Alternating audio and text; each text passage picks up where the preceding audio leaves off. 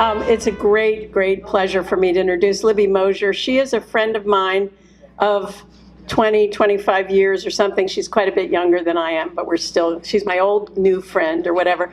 She taught creative writing at Bryn Mawr College for a long time, and we were on the board of the alumni magazine together.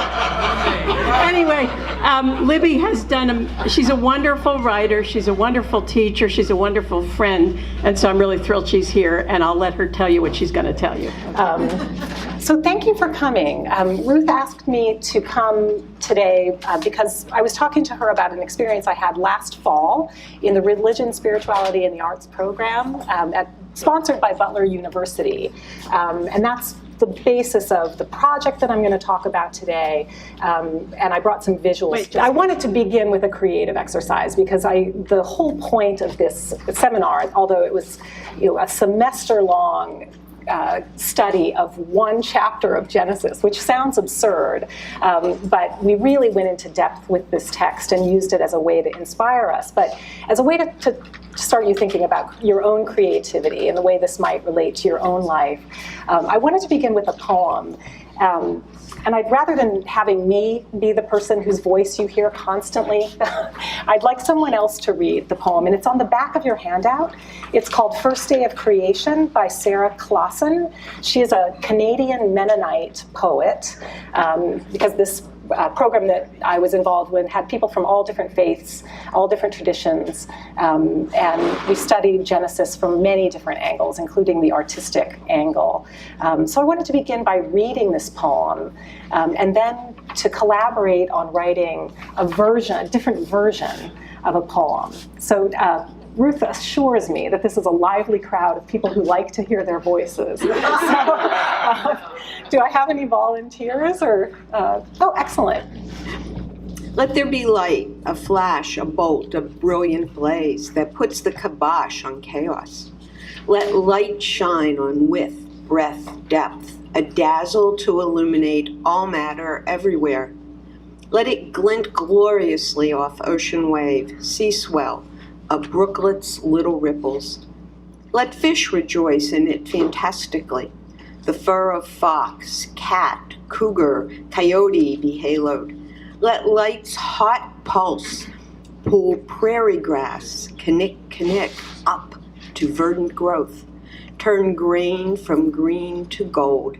In every garden everywhere, let peonies, nasturtiums, and preposterous begonias unfold. Let every butterfly, bat, bird bathe in radiance. Let it pour mornings into breakfast bowls, fill empty cups to overflowing. At evening, let light's long plumes linger, violet and vivid on every atom of creation. When darkness closes in, shrouding the valley floor, let sky be spangled still, lit with the glows of meteors, the murky Milky Way, the white-hot stars. O light of life, light of the wobbling world, your splendor does not tarnish, will not be overcome by random avalanche, smart missiles, guns, floor, smoke of forest fire. Your warmth will melt the iron grip of fear. A stone-cold, guarded grave can never hold you. Wow, thank you. So now, just for fun, and not to cause anyone any anxiety, because I know we have writers in the audience who will immediately have anxiety, we're going to write a collaborative poem and contribute one line each to a poem that this one was the first day of creation. We're going to write a poem called First Night. So it will begin with the line, First Night, or that will be the title. It will begin with the line, let there be night, let there be dark. I'm sorry, let there be dark. But I want each of you to just write one line on the piece of paper that you have. And I'm not going to give you any other instructions other than that. So you're free to do whatever you want. Now, as an editor, my job would be to take this chaos, this box or basket full of randomly selected lines and put them into some sort of order that followed some pattern or rhythm or led logically from one image to the next. But we're just going to see what we came up with in a random fashion first. So you've seen Sarah Clausen's, what she's done with First Day of Creation. This is our poem called First Night. So the 10 people who have slips stand up. And we'll just have to speak up because we can't give a microphone to everybody. So try to be loud. I'm going to read the first line, and then I want to proceed through all of the lines. And we'll just go this way, and then this way, and then this way, and sort of zigzag until we get to the end. So, let there be dark. Because dark brings tranquility. Light and mist break the night into day. Glistening stars in the sky, reflected in the depths of the glistening stars in the sky, reflected in the depths of the ocean. Glowing footprints in the sand, showing we were born and the path to where we will go. Let inky velvet shrug off my burdens. Hold us cozy under your blanket of blackness. So by candlelight I knit. So we can sink into sleep. Warmed by the glow of day. Right up here. Warmed by the glow of the day. Whose envelope opens in circadian rhythms. Whoa. I didn't hear that. We couldn't hear you. Whose envelope opens in circadian rhythms. That puts at bay the distractions, let the emptiness calm. Wow, that actually seems like a really good place to end. And not to say that poetry, thank you very much. Now let's gather those 10 so that I can put them together and send them to you via email so you can see what you crafted together. Or Ruth, you want to? Yeah. That'd be great. Those were beautiful. And you all know each other better than I know you, but I suspect that you might be thinking, oh, that must be the knit one. Somebody's thinking, I know who that is. So you know what each of you brings to this line in terms of what your body of concerns are, the kind of voice that you have as a speaker and as a writer. So you probably are guessing who wrote what thing. When we did this exercise in the Religion, Spirituality, and the Arts program with the faculty leader in literature, who is herself a poet, what I found interesting is that we were 15 artists coming from different perspectives: visual artists, fabric artists, composers, writers, painters, cartoonists. And when we did that exercise, I felt like the visual artists had a completely different take on the assignment than the writers did, that they paid more attention to sensory details and colors and shades of things. The visual sense that we all use, but they have a finely tuned sense of. But what was so interesting to me, besides seeing the diversity of responses coming from the same prompt and responding to the same text, is that I couldn't remember which one I'd written by the time we read them aloud. And that's part of the point I wanted to make by doing this exercise. I'm going to be talking about what I created for the seminar in terms of a collaborative, communal, or what you might call an unauthorized text. A text that is handed down to us and that we have an opportunity to add our voices to in terms of interpretation, which is a big part of the collaborative effort from the seminar and of the project that I did for the Religion, Spirituality, and the Arts seminar. So we'll begin with Genesis. I think Ruth and Mark, my hosts, were amused to know that we spent an entire semester reading one chapter of Genesis. But the Religion, Spirituality, and the Arts program is designed to go deeply into text. Rabbi Sandy Sasso, who is the brainchild of this program, and herself writes children's books, spiritual, religious teaching children's books, wanted to be surrounded by artists to encourage this kind of interpretation of text. So we talked about all kinds of things and then collaborated on a group show at the end of the program. So just to tell you a little bit about the actual program so you'll know what I'm talking about. It takes place at Butler University in Indianapolis. I was lucky to be able to stay with a cousin for the semester, which is why I was able to do it, because I actually live in Philadelphia. It brings together 12 to 15 people who not only are from different religious traditions and practices, but from different artistic disciplines. So everyone was bringing something different. And we applied to the program, and I think were selected for the diversity of religion. We had a Buddhist, we had an atheist, we had a Mennonite, we had a couple of Jewish people, we had some lapsed Catholics, some practicing Catholics. So it was, and I'm a Presbyterian, so it was a very mixed crowd, but led by Rabbi Sasso. The seminar consists of 6 meetings. So during the fall, we met for 3 hours every week to discuss some aspect of Genesis. And we had guest speakers. So we had a composer come in and play for us musical settings for the Genesis text, including Haydn's The Creation, but other modern music that was bizarre and interesting.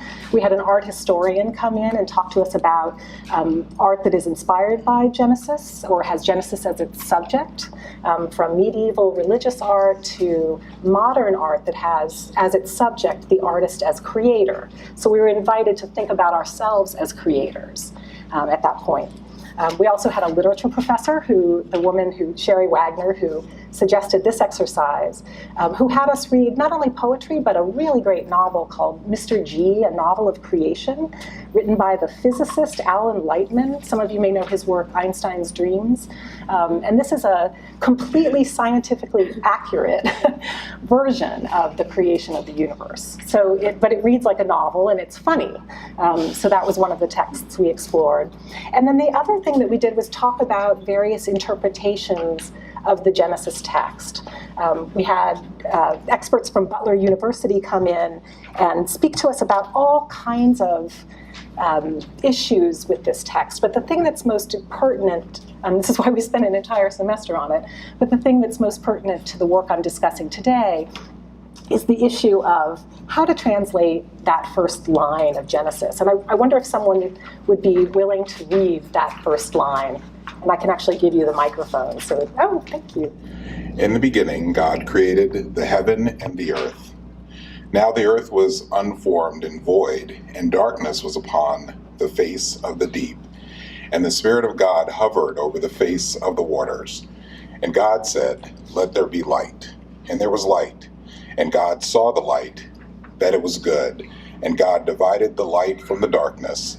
And God called the light day, and the darkness he called night. And there was evening, and there was morning, one day. This translation is, and that's an excellent question, is, the New Jewish Publication Society version. And they say, in the beginning, because now the problem is that the vowels are not in the text. The scrolls do not have the vowels. Right. So these are the Masoretic, this is the Masoretic vowels, which were added thousands of years after this text was actually created orally. And if it's Bereshit, it means in beginning without the. Or it's like just beginning, right? Beginning. If it's Bereshit, which isn't what's written here, it would be in the beginning, but the English translation, which I suspect is following King James, says in the beginning, which implies there was one particular point, whereas this other Bereshit doesn't tell you that. It says in beginning whenever that was sort of, we don't know if it was the only beginning or if it was part of a beginning. So that's the key thing, and it's unanswerable from the original Hebrew texts because there are no vowels in those. Thank you so much. It seems like you're an audience plant, because that's exactly you said that so eloquently. Oh, awesome. I should have called you before and said, would you stand up? But no, perfect, because that is why we spend so much time talking about this text. And that's exactly the issue that for anyone, not just rabbinic scholars, but for artists and for people trying to understand a text, that is an important issue. And it's that sort of grammatical ambiguity and the different translations that has led to much discussion, as you know, about whether this was the first act of creation from nothing, or whether this was a God making order from chaos. And that is the part that, as artists, really interested us. So we started out, talking about different interpretations, thinking about art that could both reflect those questions, and not, as you said, it's unanswerable, but it's an interesting thing to ponder, and drove much of the discussion. This is the text that we worked with, but we talked about all the problems with the text historically. So as an artist, this was the question that was on my mind when I applied. So I was thinking about my role. I write fiction, but I also write essays mostly now. Partly it's a memory problem. I'm almost 55, and I can't remember 60,000 words to write a novel. So I'm down to like 1,500 word essays.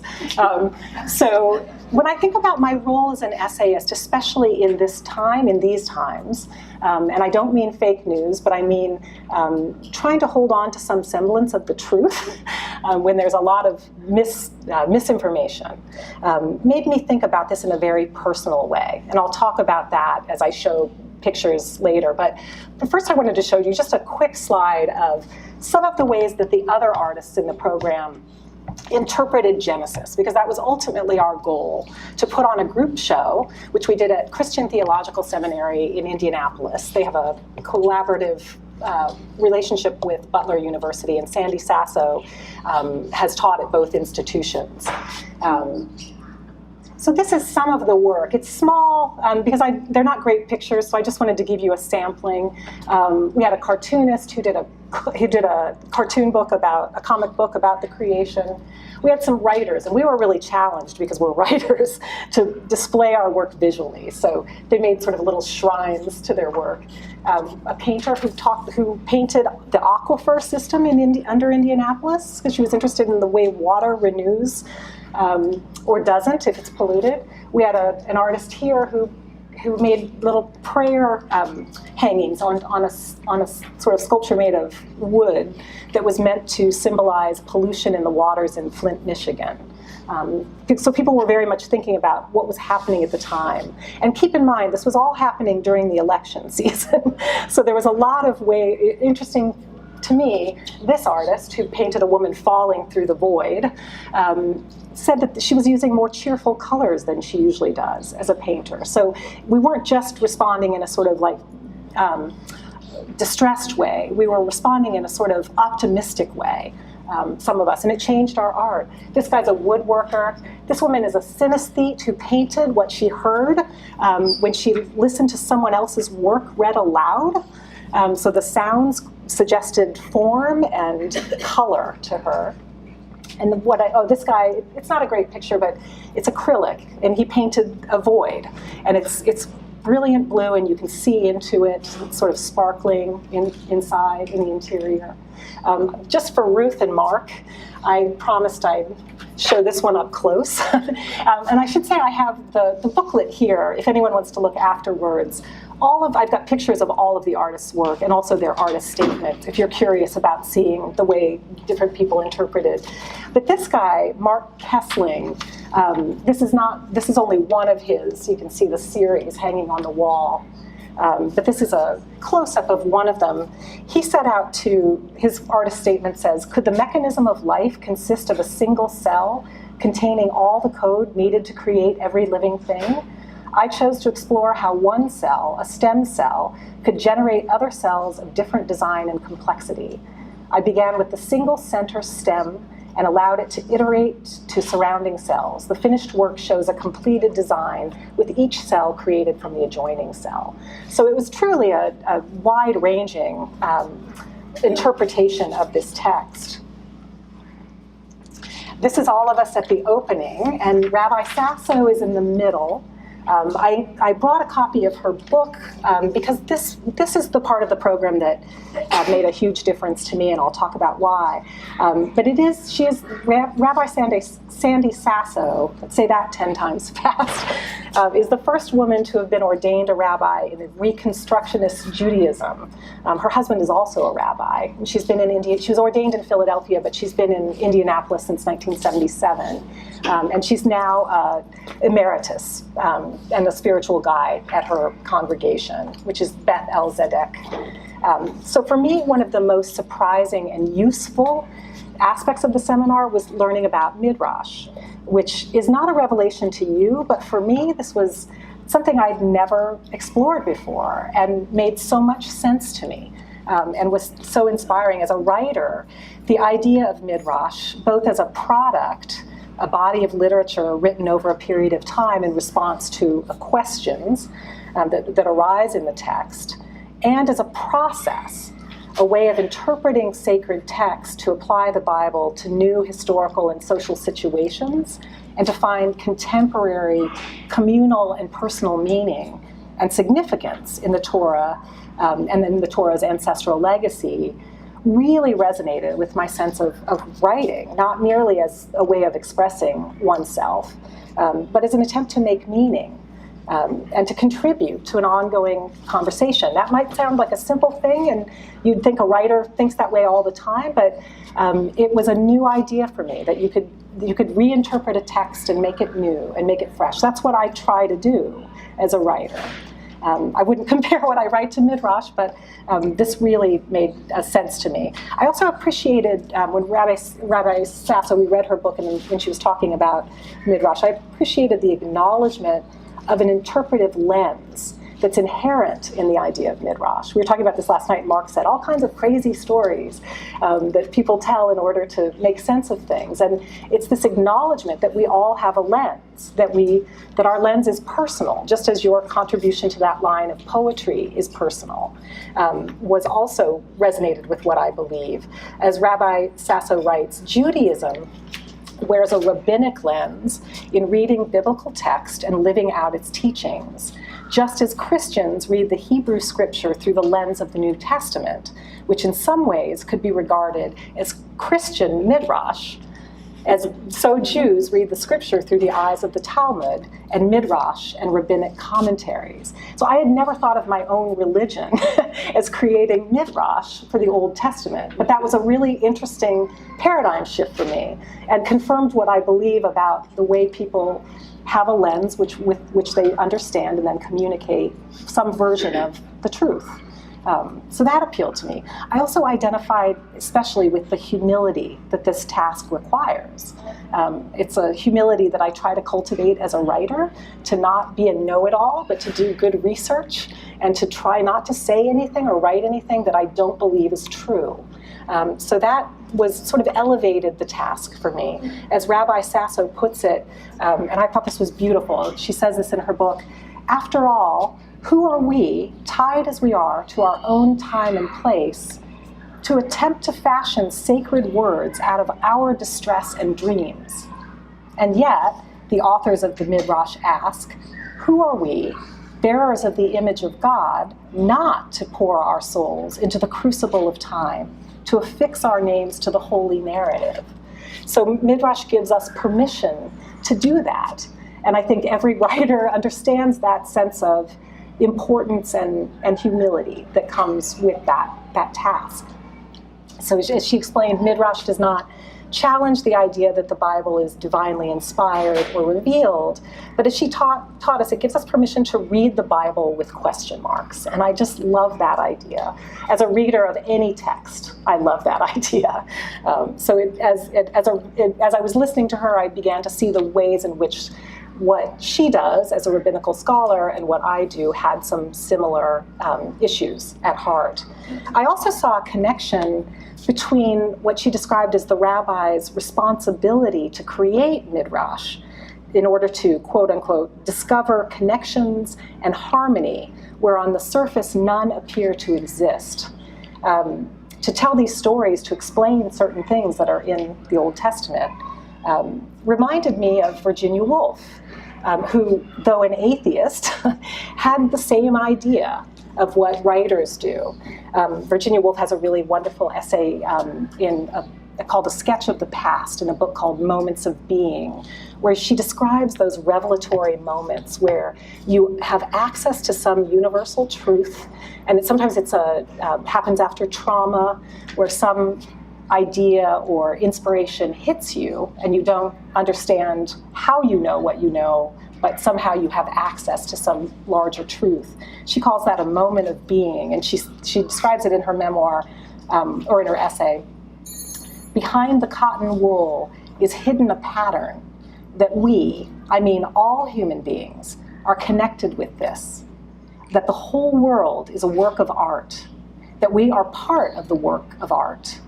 Hamlet or a Beethoven quartet is the truth about this vast mass that we call the world. But there is no Shakespeare, there is no Beethoven. Certainly and emphatically, there is no God, but we are the words, we are the music, we are the thing itself.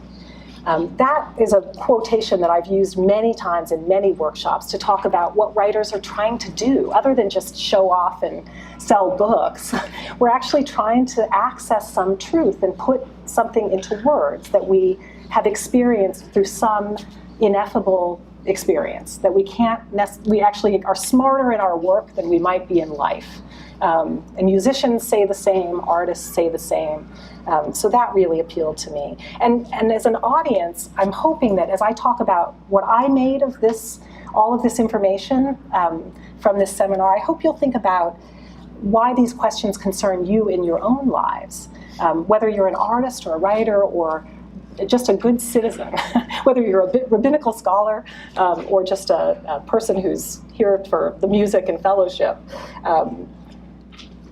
The creative process is the way that we all make sense of the world. And I want you to think about the ways that you do that in your everyday lives, and also the instruments that you use to do that. I know there are many scientists in this room who that is the means through which they make sense of the world. And to my mind, it's very much the same thing. And one of the reasons why I wanted to show Mark Kessling's scientific approach to the Genesis story. So I'm going to talk about how the process of creating this very strange book, which I invite you afterwards to come and take a look at it. It's okay if you pick it up and things fall out of it, that's the point. And you can just put them back in random fashion. And I've got a picture, I'll show this to you later, but I've got some pictures of it that are close up so that you can see.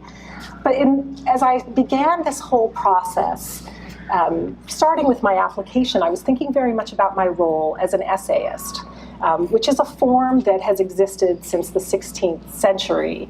But what interested me about the essay form is, as much as I think about, rhythm and beautiful lines and language, there's also a way in which there's a moral component to this. And a way in which the essay, which is derived from the term essayer, which means to try or to attempt, is a way that I, as a writer, think on the page, that I'm putting together things. Almost, I think Dorothy Parker said, I don't know what I think until I write what I say. That's very much the process of writing an essay, and maybe why I like this form. And Andrea Jarrell, who's an essayist as well, I think that's part of what we're doing, right? Figuring out what we think, telling our story, looking at our story, figuring out what it means. Even our own stories are elusive to us sometimes. So the questions prompted by this seminar about whether or not we create from nothing or whether we create from existing material, which the Genesis text invites as a question, very much applies to the process of writing. So I had to think about whether, am I writing from pre-existing material? Am I receiving some sort of sudden insight, or as Virginia Woolf calls it, a moment of being that is, I don't know, divinely inspired or just inspired by neural networks in my brain, but coming from nowhere. And I started out thinking about the way the blank page that you begin with, or these days the blank screen, is a kind of void. And what do we do with that void other than have anxiety? I gave you a tiny little void. I just gave you a little strip so you wouldn't feel too much anxiety about filling that void. But that is part of the writer's process, looking at something and feeling that there's this void, and how do you fill it? Because I'm old now, I've come to recognize that feeling of anxiety as a signal that I'm on the verge of something. It used to terrify me. Now it makes me feel like, okay, I'm close, because I'm feeling really anxious about this blank screen. So I've incorporated that feeling into my process. So my own creative process, nevertheless, is mysterious even to me. I've been writing seriously since I was 25. I've been writing, for fun since I was a kid, but I still don't know how I come up with things sometimes. It's like casting a net, and everything you're experiencing or thinking or seeing or hearing falls into it, and then you're making sense of it.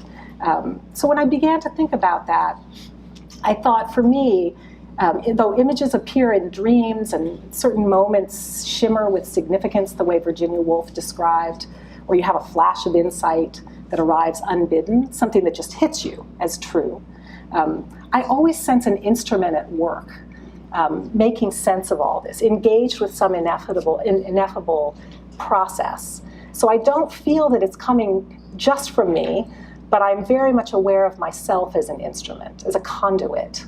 And I think it's important to claim responsibility for that process, to understand that I have a lens through which I'm viewing things, and to try to ask myself questions, argue with myself in order to get at the truth.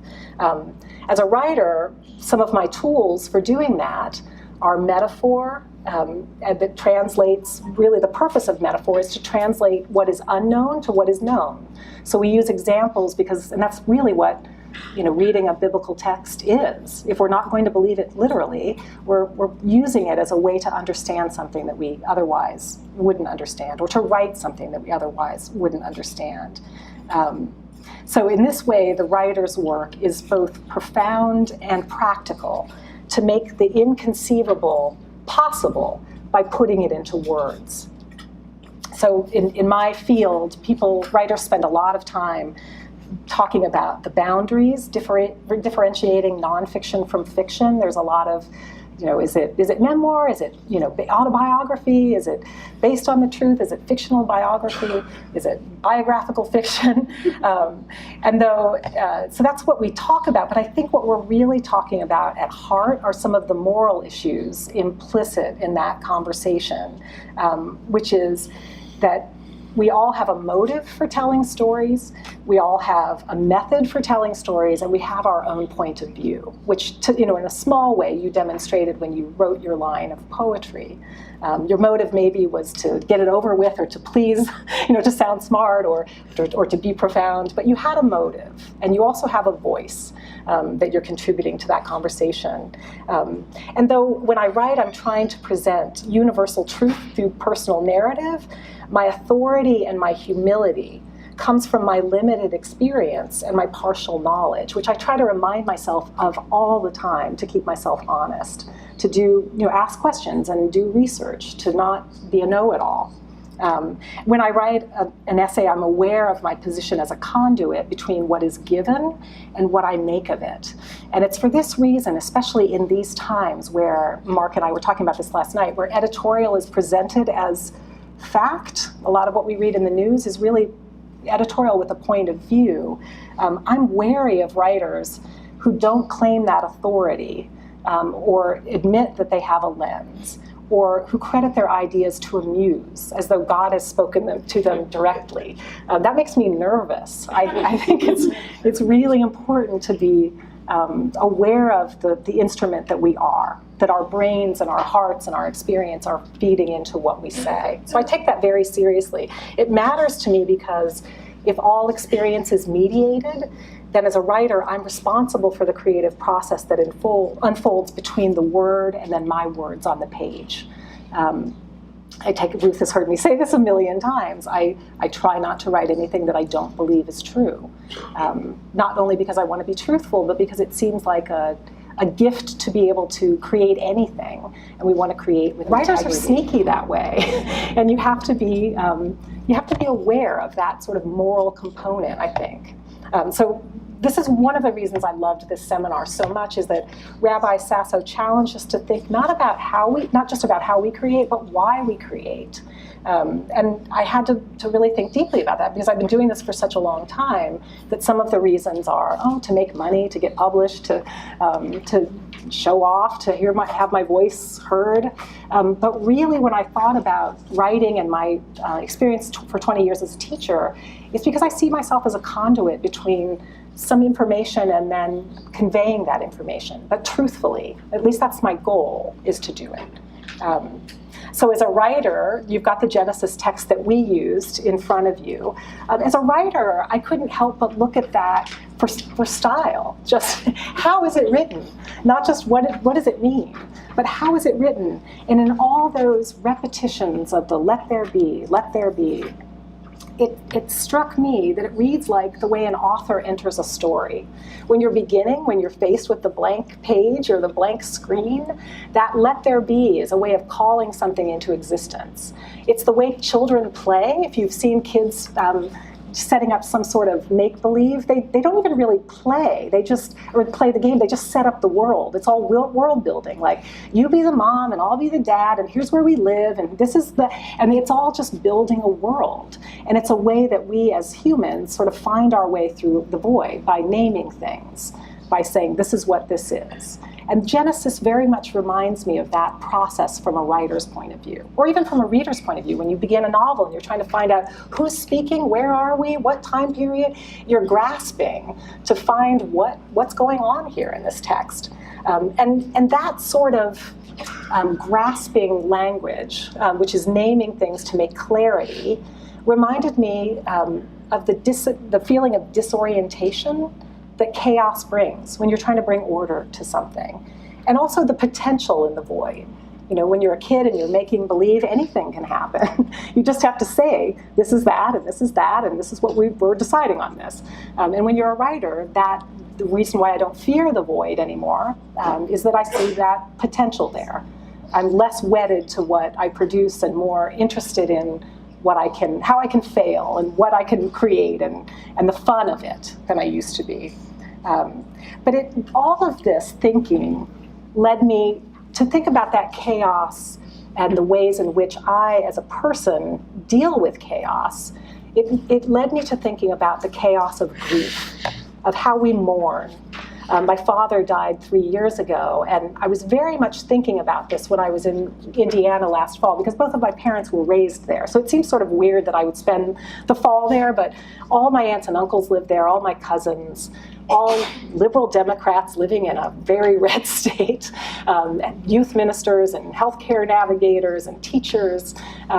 So being in that landscape was very much a part of my process of thinking about Genesis and about writing as a response to grief. And now I'll show you what I made of this. This is a copy of the Farmer's Guide Cookbook from 1927. It was published in Indiana, and it belonged to my grandmother. So when my father died and we were clearing out some of the things from his apartment, this is one of the things I saved. I love old objects, and I love thinking about the meaning of objects. This part of what is really great about this cookbook is not that it has recipes in it, which it does, but it has all kinds of ephemera just stuck in it, like newspaper clippings and old photos and postcards that she received from people. And she pinned things into the cookbook because there was no Scotch tape. So they're pinned to the page, things like, cures for warts or chicken viruses, because my ancestors were farmers, so this is what they were concerned with. So I read the cookbook like an anthropologist would. So what does it tell me about the world of this person? And as a text, it's something that belongs in the kitchen. It's stained with food stains. It's had a particular setting, so I can sort of, in my imagination, conjure my grandmother in that kitchen. Reading through it, you discover the ways in which someone else's life is different from yours. Every recipe begins with, start with 50 pounds of meat, or it's like sausage making day, something I've never in my life had occasion to celebrate. Yes. Did you know your grandmother? Yes, I did. She died when I was 10, so I did know her. I'd never experienced any of her cooking, though. I wish I had, because she lived in Indiana. I grew up in Arizona.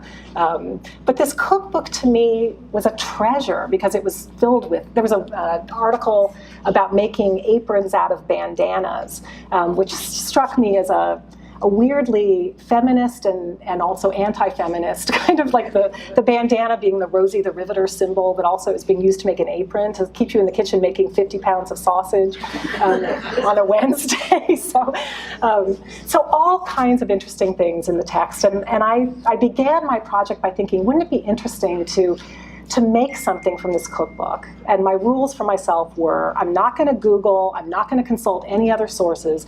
I'm just going to find a recipe and make it without any other information, sort of as an exercise for understanding what is lost in translation. Because I was starting to think about texts like Genesis, the way they're changed and altered and retranslated and handed down. And a recipe is like that. It's a communal text. It's what anthropologists call an unauthorized text. So it doesn't really belong to anyone. Someone may have originally invented a recipe, but we all put our spin on it. We hand it down. We do it differently. The techniques we use become modernized. The equipment we use becomes modernized. So my rule was no Googling, no additional sources, just make something from this cookbook. And I chose a rhubarb pie because it was my father's favorite. And about 2 years before he died, he was visiting me in Philadelphia, and I said, what do you want me to make you? I'll make you anything. And I'm known for my baking. I'm actually a really good baker.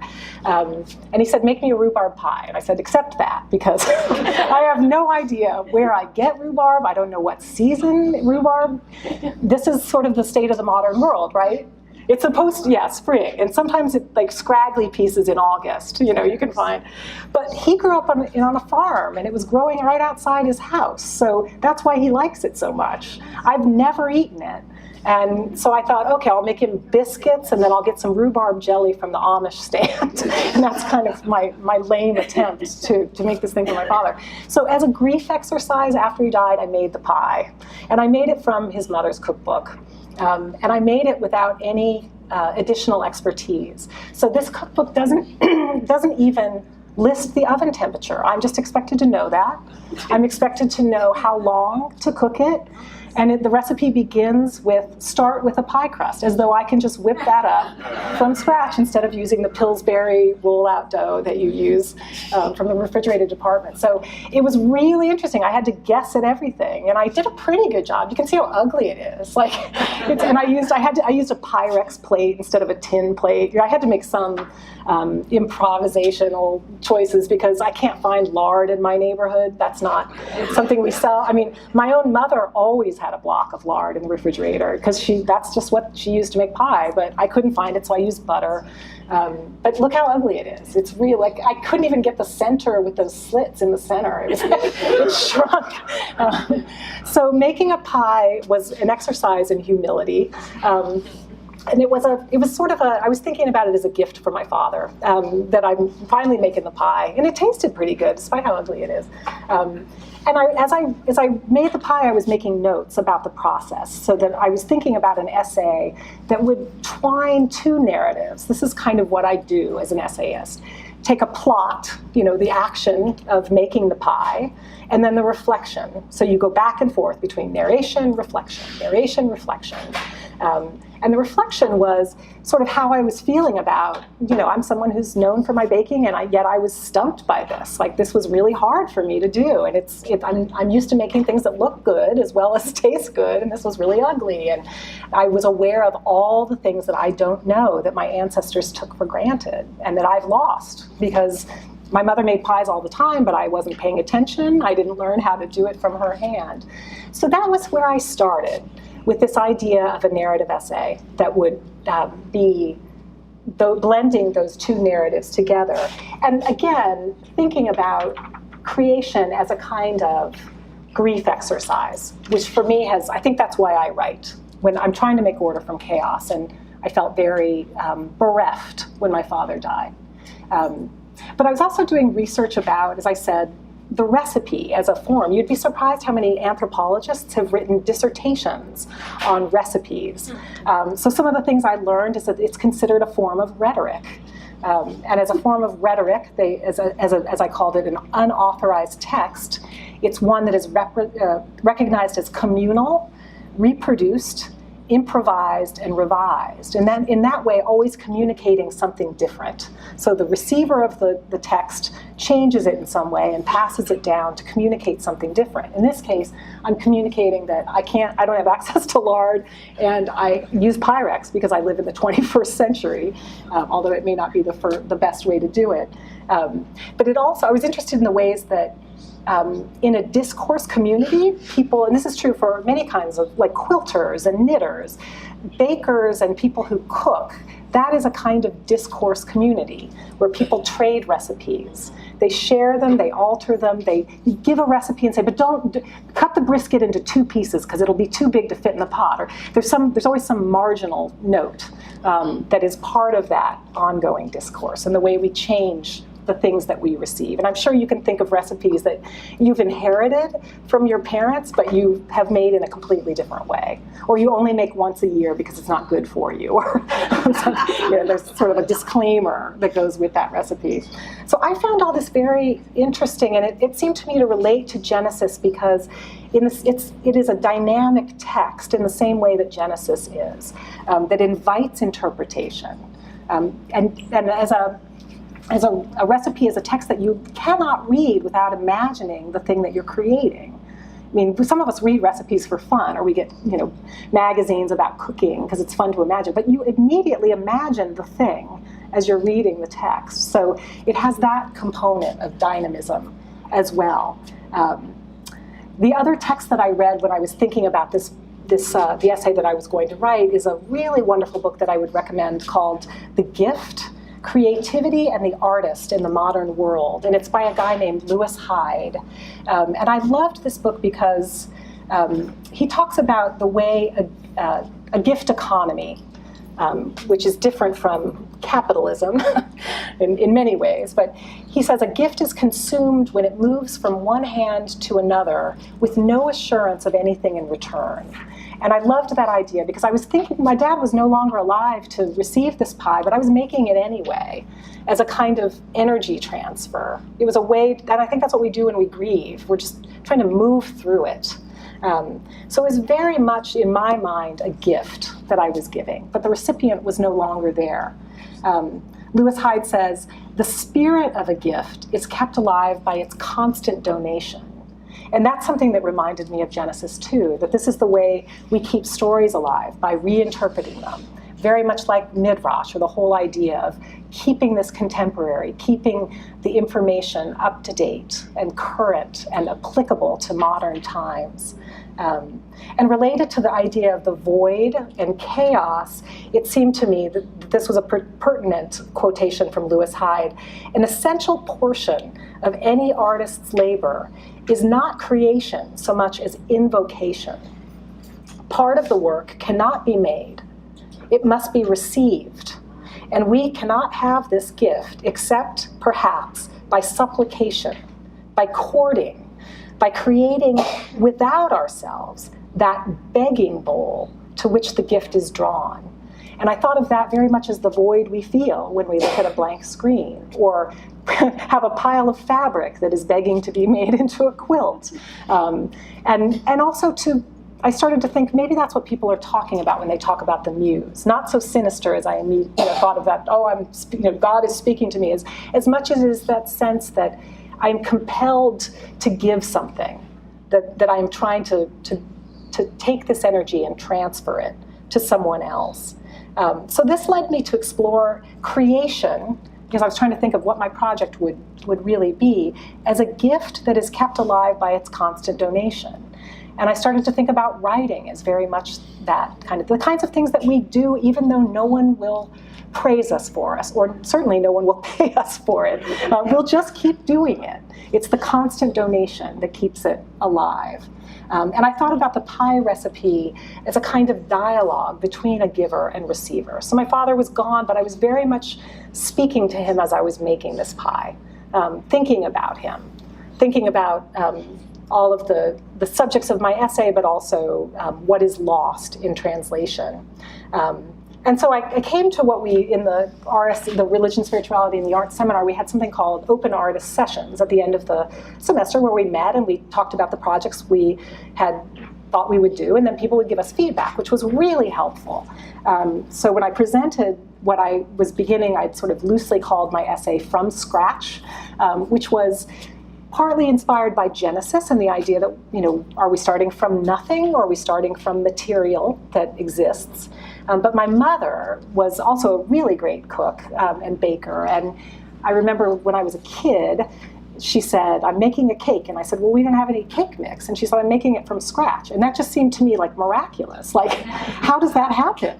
You know, and then she just pulled out ingredients and she knew how to do it, not just pour a mix into a bowl and add, you know, the eggs and the oil. So that is what inspired the title. And I had in mind, as I said, a narrative essay that twined these two components, two creation stories. One, an omniscient imagining of ideal pasts, futures, and alternatives to my father's death. Because I think that's part of the grief process. It's part of the denial part, where you're thinking, if only, or you're remembering them and then feeling the loss all over again. So we tend to idealize and to wish for an outcome that would be different. So that was part of the narrative. And then I was going to twine that with a first-person account of making his pie, which is what I just described to you, as a way of processing my grief, and including all the interesting anthropological thoughts that I had spent time researching. And I was going to begin with the phrase, let there be pie, just based on Genesis. So I presented this to my group, and they were wonderful because they're visual artists. They had all kinds of different ways of approaching it. Sandy Sasso talked about a midrash written about Genesis titled, I Was the Instrument of the Holy One, in which God looks to the Torah and then creates the world, as though it's a recipe, she said. So that appealed to me, this idea that a text is the beginning, and a kind of, we think about recipes not as law, but a guide, because we have permission to change them and to reinterpret them and to build on them. The cartoonist, I showed you his work earlier, said he'd had a dream about his father had died. He'd had a dream where his father came to his back door with a pie. So it was very much an image that people had in their minds, and people talked about it as a humble kind of dessert. Like, it's ugly. Mine is certainly ugly, but it's not like a fancy cake. You know, whatever you throw into that shell is okay, as long as it fits in the shell, and it, you know. So in that way, it's not meant to be beautiful. It's a humble kind of dessert. So that really, that discussion really enhanced my understanding of what I was getting at, but it also made me feel really frustrated because I was working with 14 other people. Only 2 of them were writers. And the visual artists, listening to them talk about their own work, what I noticed is that they were also pragmatic and tactile. That I would say structure, metaphor, this, you know, rhythm, and these kinds of like fluffy, intangible things that writers spend all their time thinking about. Like, you can look at it on the page and talk about it, or its effects. But they were talking about, what kind of varnish are you using? And what's the weight of the paper? Where'd you get your canvas? Oh, they're having a sale on canvases. And so it was all very tactile and real. And I felt suddenly very sort of at a loss, because what I was going to create for this this show we were having at the end of in February was just my words. You know, I was going to read, and my words would be in the air somewhere, and you know, they would be on a page, but beyond that I had nothing to show. And I think that's what led me to, at the very last minute, which is and I should say, before I say that, as I mentioned, I was in Indiana, so part of my process was driving around Indiana. Went to my father's hometown of Lynn, which is right over the Ohio border. Went to Mrs. Wick's Pies, which is famous. They make pies and then they freeze them and they sell them all over Indiana, but it's sort of a famous place. So I drove to my father's hometown, had a piece of rhubarb pie at Mrs. Wick's. As sort of a symbolic it was like the end of a ceremony. I'd made my pie, I'd made notes for the essay, and then I went and had a piece of pie at Mrs. Wick's that was way better than the one that I made. But that process, returning to his home turf, being in that setting, was very much a part of my process.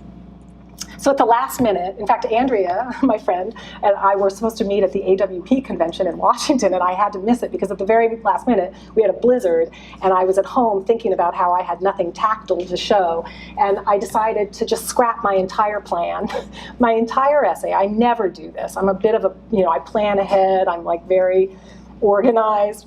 I threw the whole thing out, and I wrote a 7-part prose poem. I'm also a failed poet, so that was taking a real risk for me.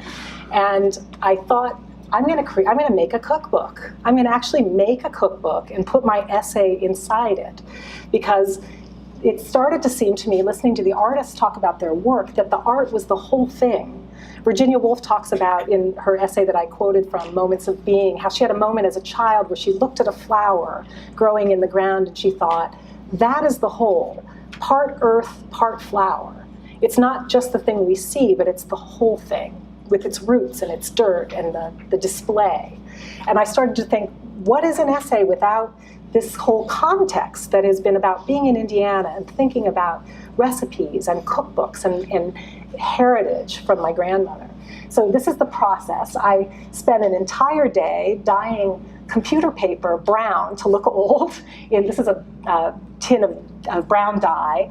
Had it hanging up all over my kitchen, made a total mess, dried it in the oven, and then I photoshopped the original cover of the Farmer's Guide and made it the Mourner's Guide. So that's my cookbook. My husband is an artist, so he helped me with the cover. It's, you can see, it's a piece of canvas that he'd painted and then corroded with acid. And I used it as the cover because that felt to me like grief. That's what grief feels like. And I wanted the cookbook to look not only battered like my grandmother's, but I wanted it to represent that sensory feeling of grief. And here's what it looks like. And this is a way in which, as an artist, I took a leap of faith. I did something that I never do, and especially at the last minute, with great potential to fail. And as a result, it felt so much better than what I had been planning to do, because it really represented not only the space I was in, the people I was with, the enterprise of recreation, of destroying something and then recreating it, constant renewal, which I think is good for anyone, especially artists and writers, but to be able to step back and say, there's another way to do it, and I'm going to just leap off the cliff and attempt to do that. So that's the cover, and again, afterwards you can come up and take a look.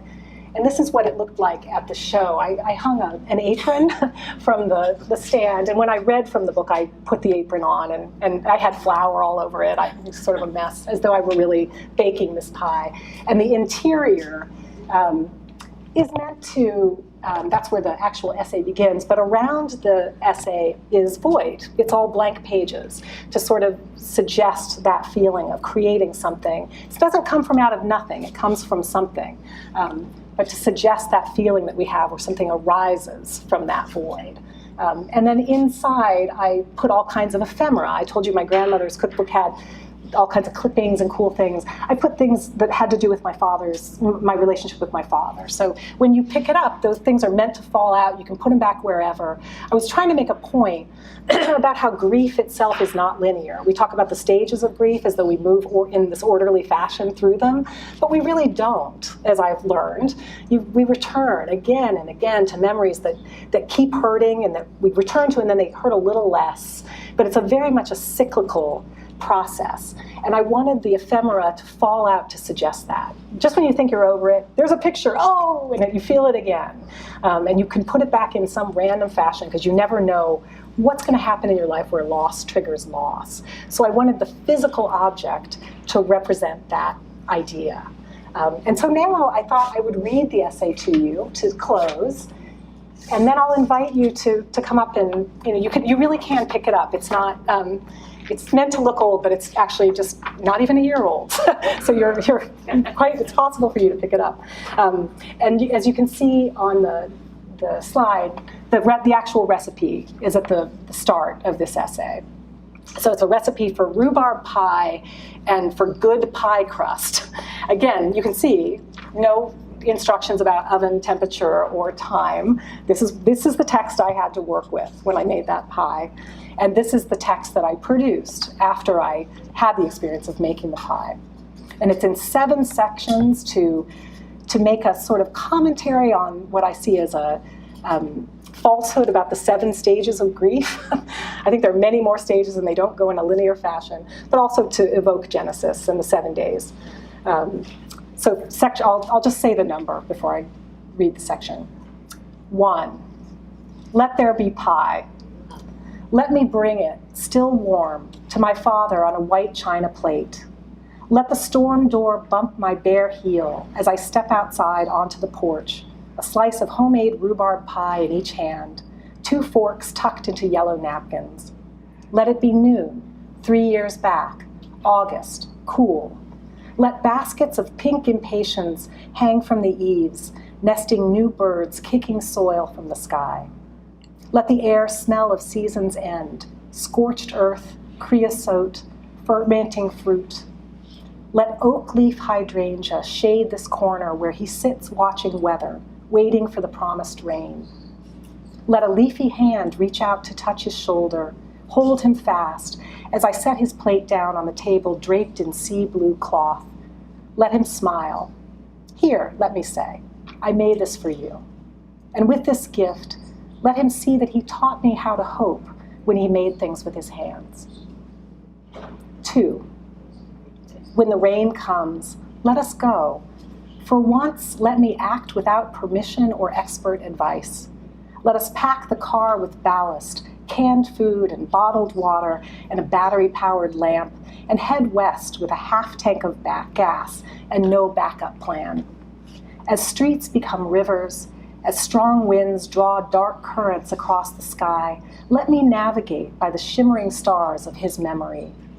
When he says home, let me know what he means. Eden of elm trees, mother's wildflower garden behind the house, furry bird, bat found on the way to school, the Hoosier Pete's gasoline station his father built, brand new brick library, forbidden pool hall, ancient Indian burial mounds, Pennsylvania railroad trains pulling steam as they pass through to Richmond or Mackinac City, Michigan, poor drowned boy pulled blue and still from the quarry, Homer Hinshaw's biplane in pieces in a field, pork and beans and cornbread and rhubarb pie from Wick's, Luther and Nellie planting phlox on the land they bought from Charlie Owens near the end of their lives.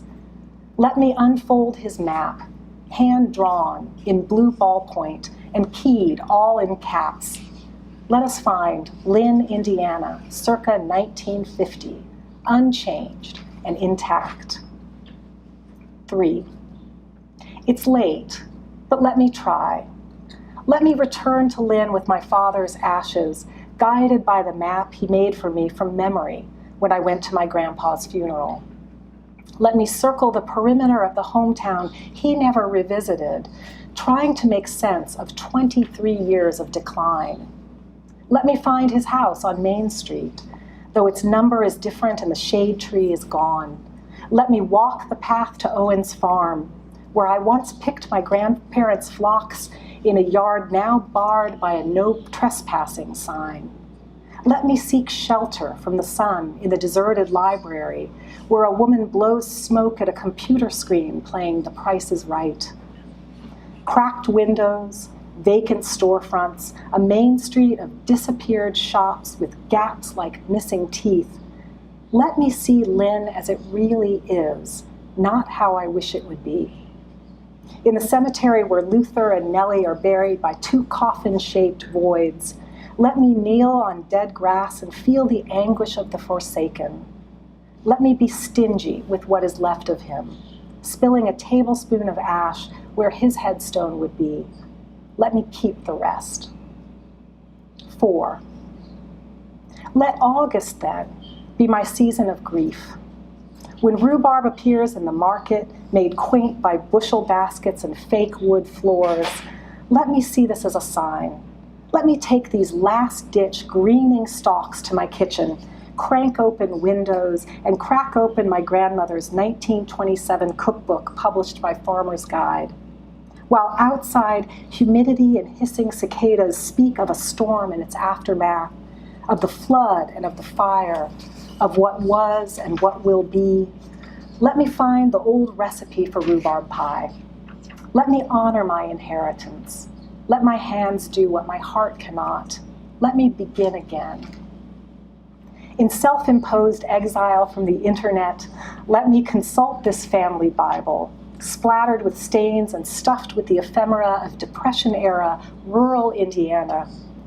Granddaughter of farmers, daughter of a 4-H blue ribbon baker, let me be awed by my ancestors' expertise in making soap, butchering and smoking meat, grinding sausage, separating grain from its hull.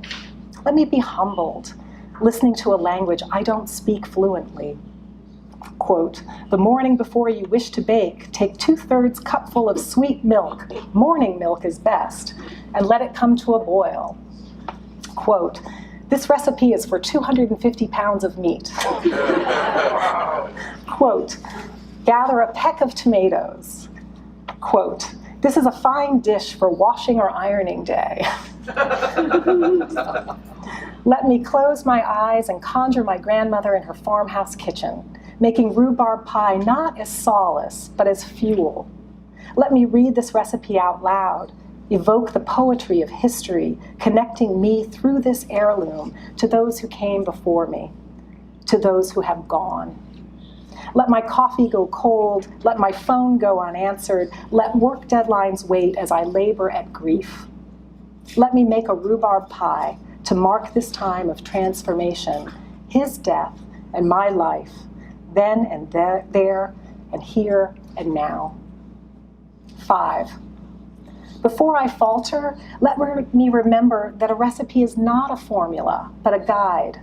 Let me improvise, replace lard with butter, use Pyrex pie plate in place of tin, guess 400 degrees for the oven temperature, and 50 minutes baking time. Let me learn to trust my senses. Let me pinch chilled butter and flour between my fingers without visual aid or adjective, pea-sized or crumb, until on my own authority, the mixture feels right. Let me experiment. Add ice water a few drops at a time, press and squeeze to form a silken dough. Let me taste raw rhubarb and find it bitter, densely grained as sand, and good. Let me gather plant and fruit and egg and sugar cane and mix these with spices measured to my taste. Let me divide the dough and roll each half on my Formica countertop until world-shaped and wafer-thin. Let one disc serve as basin and the other firmament. Let it bake until the filling bubbles and the crust is golden brown and the kitchen smells of sweet and sour, joy and sorrow, and I am home again. 6. Let me learn, let me practice, let me make mistakes. Today, let me sit on the porch with my pie and a pile of his artifacts, Caterpillar training manual, copper-colored name badge, gold-plated wristwatch marking 40 years, skeleton key to a long-ago tractor. Let these salvaged objects be my salve. Let them bind mind to body, experience to insight, as I travel this circuitous route. Let me pack and unpack these memories so many times that my luggage receives them like an old worn glove that softens the blow. Let me recall how he flailed for days against a dark current as fluid filled his lungs. Home, he said. Inventor, protector, eternal optimist, let him rest. Let his daughter sit in his chair on home's threshold and put the severed parts together. Create order from chaos. Make sense of this new world. Let pain become revelation as I draft and revise, remember and return. 7. And after, let there be brown fields on this journey, desert before the bounty. Let there be rest stops along the way where a tattooed, leather-clad motorcyclist lurks. Let me speak to this bandana-clad man, a Caterpillar mechanic who knows the names of the machines my father labored on.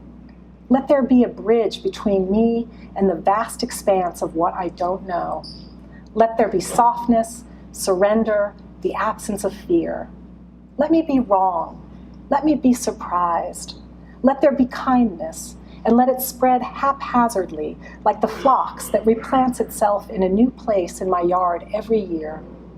Let me walk Main Street in Lynn once again, and let the answers I'm looking for be what I don't find. Let me sit at the counter at Mrs. Wick's and order a slice of rhubarb pie. Let me open my notebook and begin. When he says home, let me know what he means. Let there be light in this darkness. Let me write to make hope visible. to keep faith with the amazing. Thank you.